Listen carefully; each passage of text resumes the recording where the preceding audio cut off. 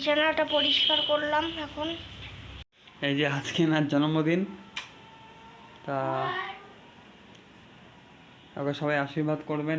তার জন্মদিন আজকে, তা ডায়ালিসিস আজকে আছে, তা যেতে তো হবে, একটু পরে যাবে, 2টার দিকে যাবে। এখন বাড়িতে একটু আমি পায়েস করছি, আর তো বাড়িতে তো কেউ নাই, এখন কে করবে সব কিছু। আপনারা একটু আশীর্বাদ করবেন ওকে, এটাই সবার কাছে অনুরোধ। ধন্যবাদ। সকালে ওষুধ দিয়ে শুরু করলাম। সকালের চা বানালো। এই যে এই কাপগুলো কিনেছে, দেখে বলো তো কেমন হয়েছে। দীপশিতার জন্মদিন, আমি আজকে পায়েস করছি, সবাইকে আশীর্বাদ করবেন। আর একটু পরেই খাওয়া দাওয়া করে আবার ডায়ালিসিসে যেতে হবে। এখন জন্মদিনের দিনও কালকে সিট ছিল না, কী করবে, এই ছোটো মোটো করে আর কি, একটু করা আর কি। আজকে বর পূজা দিল, আমি কিচ্ছু করিনি, সব ওই করলো। মন্দিরে তো যাওয়া সম্ভব না, তাই ঘরের মধ্যেই পুজো দিয়ে দিল। পায়েস বানালো আমার জন্য, এখন পায়েসটা খেয়ে যাব হসপিটালে।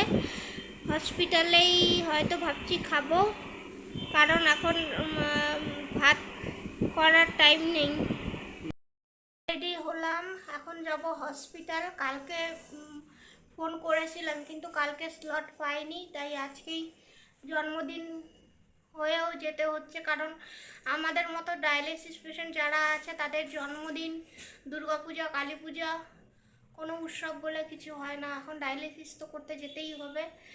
আর বাড়িতে রান্নাবাড়ি করলাম না, কারণ দেরি হয়ে যাচ্ছে অনেক। ও বলছিল যে মাংস নিয়ে আসি, রান্না করো, কিন্তু এখন রান্না করতে গেলে আবার জোগাড় করো, রান্না করতে করতে আরও 2-2.5 ঘন্টা লেগে যাবে, তো দেরি হয়ে যাবে। আর একটু তাড়াতাড়ি গেলে হয়তো তাড়াতাড়ি চলে আসতে পারবো, সেই কারণেই রান্না করলাম না। হসপিটালের ক্যান্টিনেই খাবো, কি করব, দুর্ভাগ্য আমার। তাও ও পায়েস করে দিল, ওটা খেলাম। এখন রওনা দেব হসপিটালের উদ্দেশ্যে।